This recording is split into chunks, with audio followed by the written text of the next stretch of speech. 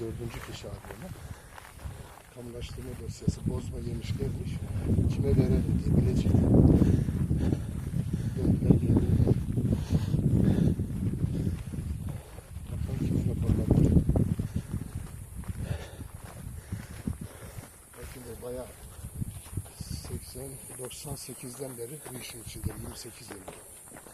Halen de şurayı tam biliyorum diyemiyorum. Bir kişilik. Evet. Şurayı derken Bursa'yı mı? Yok yok.